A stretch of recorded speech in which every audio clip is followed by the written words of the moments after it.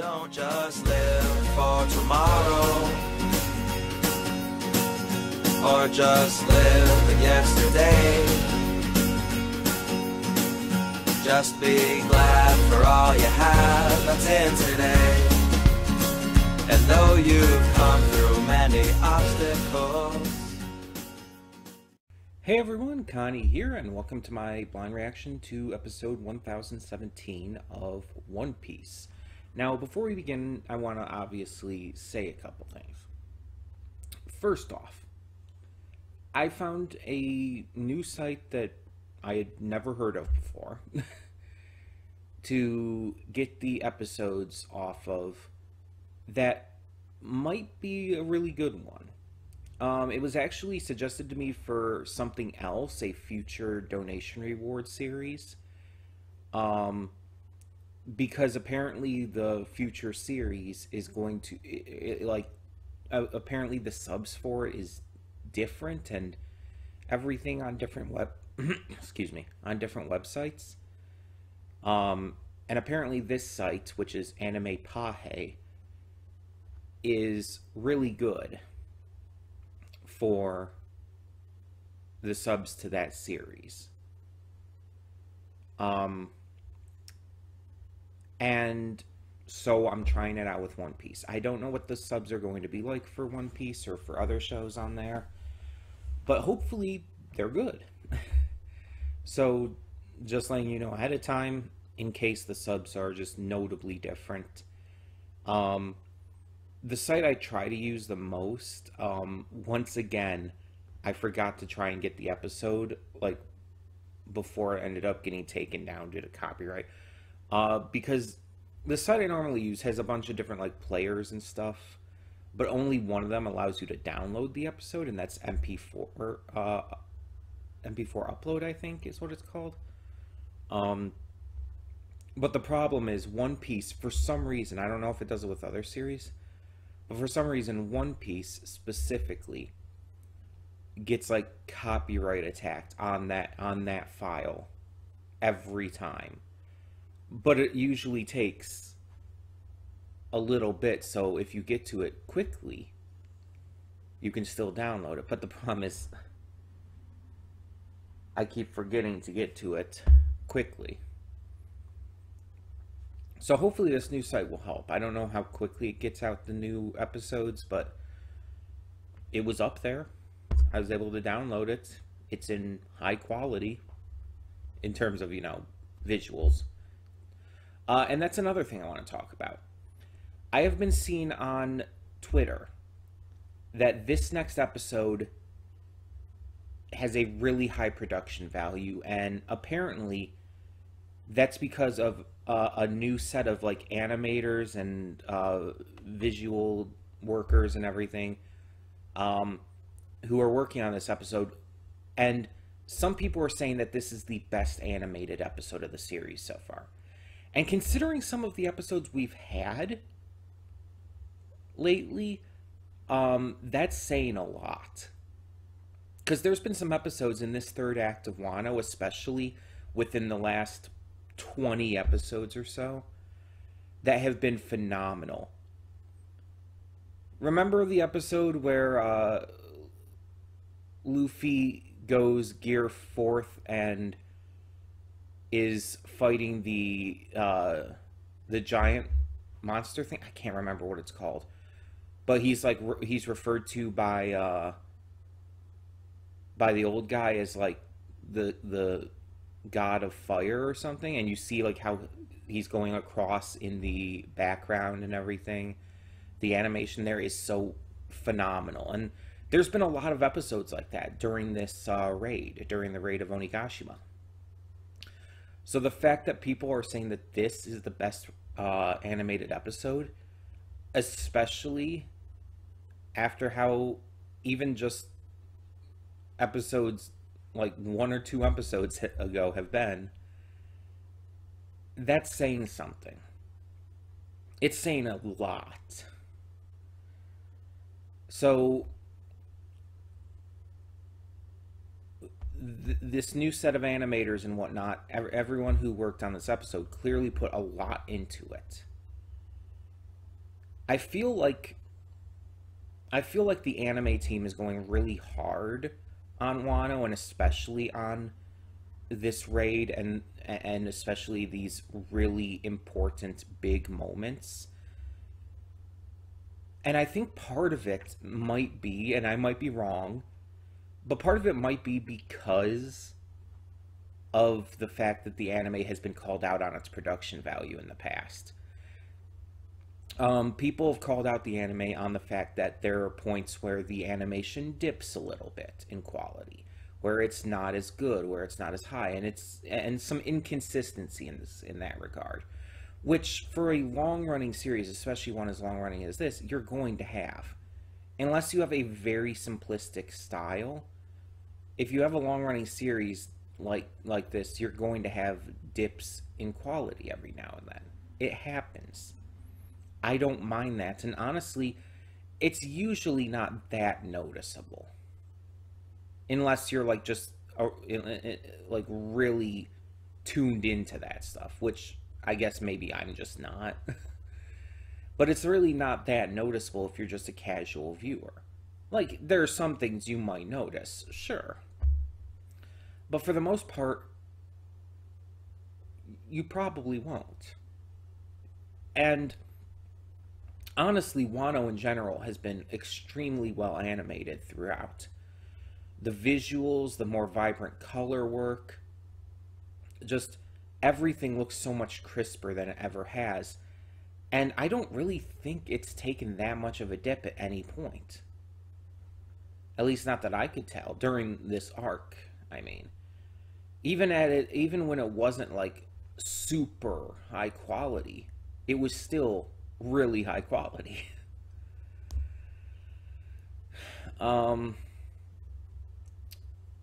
But the fact that it's been getting better, and we've been getting new animators, and people have been putting so much work and effort, I do kind of wonder if it is because of that.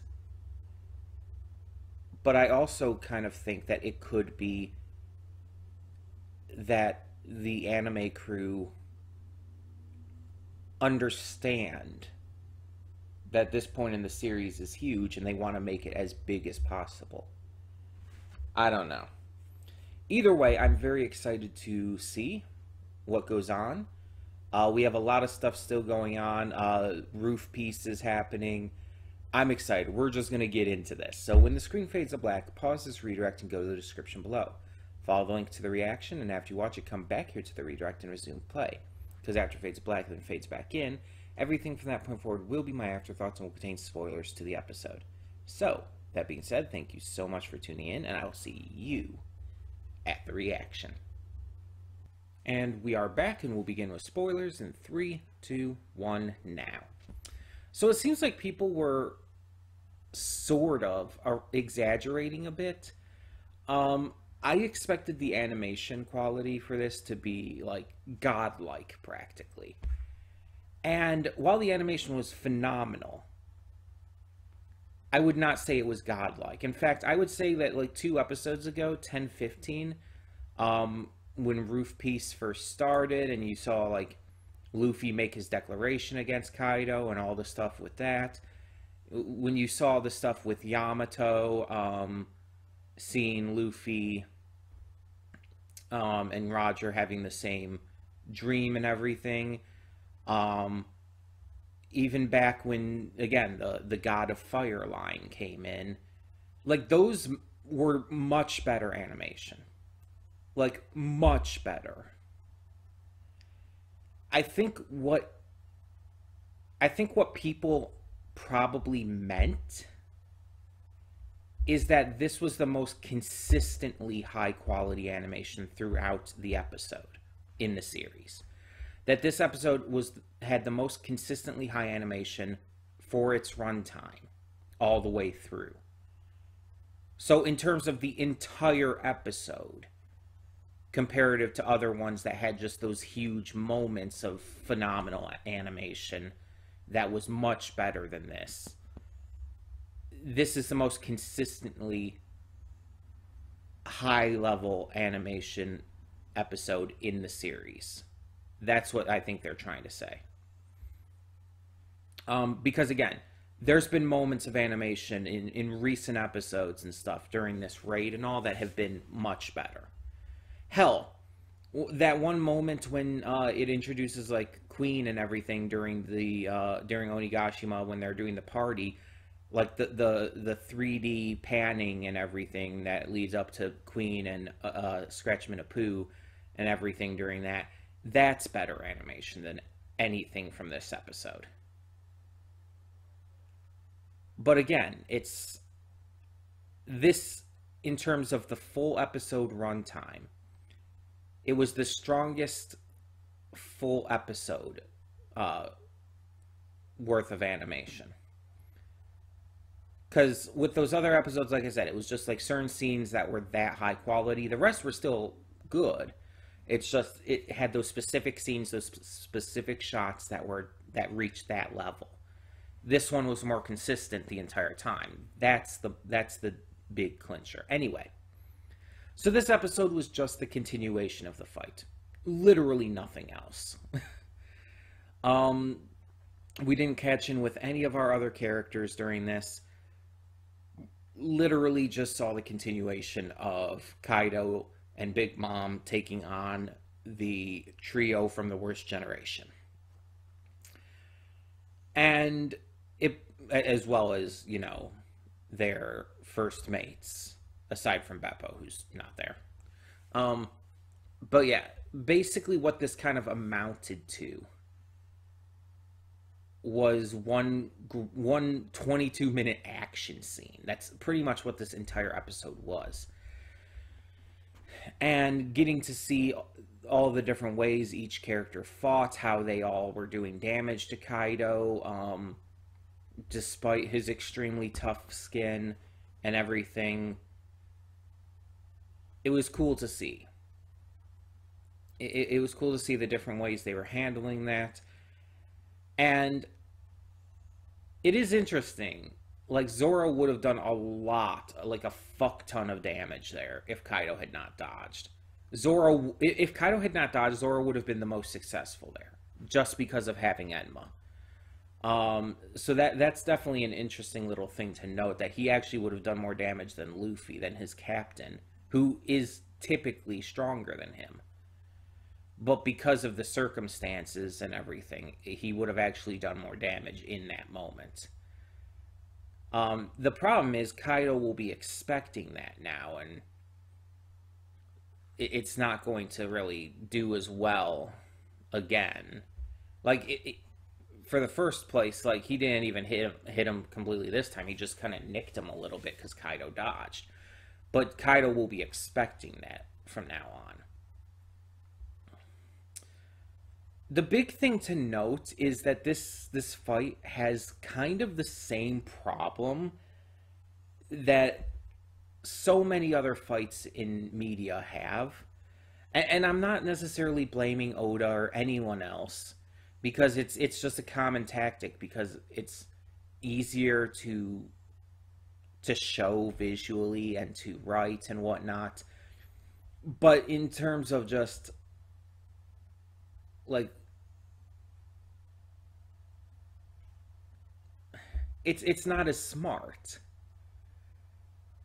Not for the writing exactly, but more for just actual battle.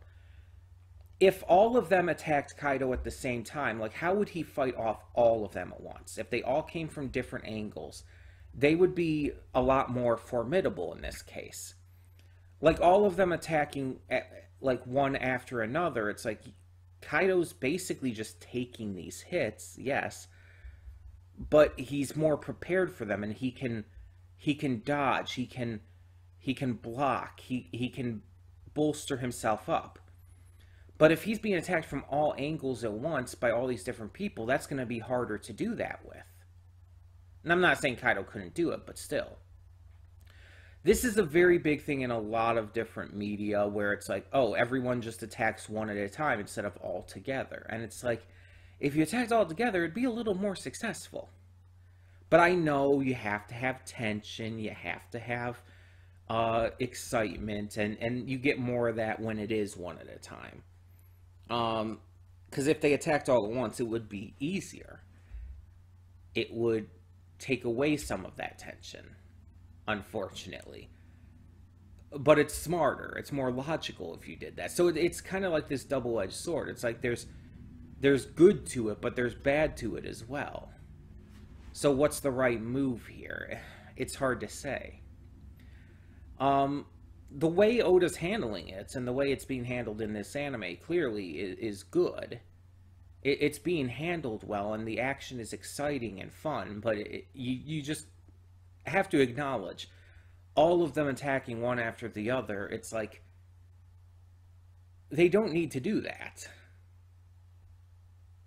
They really don't. It is putting them at a disadvantage. I don't know. But I mean, to be fair, if they did all attack Kaido at once as well, that would also leave them open to Big Mom, and so it's kind of a double-edged sword there, too. There's just so many factors in this fight to take account of that I don't really think there's much of a good decision either way. But I would say in terms of what we saw in this, since Zoro did not hit, I would say that Law probably did the most damage. Because he damaged Kaido, he attacked Kaido from within using his Devil Fruit ability, the Ape Ape no Mi. So he probably did the most damage. Everyone else has definitely been doing damage. Kaido admitted that it hurt. But definitely, I would say Law did the most. I would say Kid probably did the least. It seemed to affect Kaido the least. Punk Rotten, I believe it was called. Like, it was cool and all, but it didn't seem to do much to Kaido. It really didn't seem to affect him much at all. Well, comparatively, obviously, the sword attacks from, like, Killer, Zoro, all of them, those did really well. The pointed stones that Law launched at Kaido did pretty well. Luffy's attacks do pretty well. But it's not enough, obviously. It's at a point right now where it just has not been enough. So, we still haven't seen Kaido's halfway form. I thought for a second we were kidding this episode, but no. It kind of faked me out there. Oh, that could have been my own fault anyway. But considering we've seen that in the opening, it's like I want to see that. We also did see a little silhouette of what looked like the Rocks Pirates at one point. So I would not be surprised to find out more about that during this fight. Considering, you know, Kaido was a member of that. I think Big Mom too, actually. I think. But yeah, I'm definitely interested to just discover more about that and just about what else is going on here. But this fight obviously is going to go on for a long time. So we're going to definitely have to intercut it at some point. Like, we're just getting started in the fight. We're going to focus on it a lot, of course. Have, like, this big, like, 3 episodes now dedicated to this fight, really. Well, kind of more 2.5, I guess. Not even half. 2 episodes and a little bit from 10-15 dedicated to this fight so far. But they will have to go back and show some of the other stuff, too. We can't just ignore that stuff. We can't just, And we got a little bit of Sanji last time with Black Maria. But we have to get back to some of these other fights. Like I said, this fight was pretty much... It was just this. We just focused on this fight. So we're going to have to get back to some of the other stuff. And I'm still excited to see what we get. This is going to be a very, very exciting climax to this series, or to this arc at least. And I'm hyped. I'm very hyped. So tell me in the comments below, what did you think of this episode of One Piece? And thank you all, as always, for tuning in. For now, I'm Connie and I'm signing off. See y'all next time.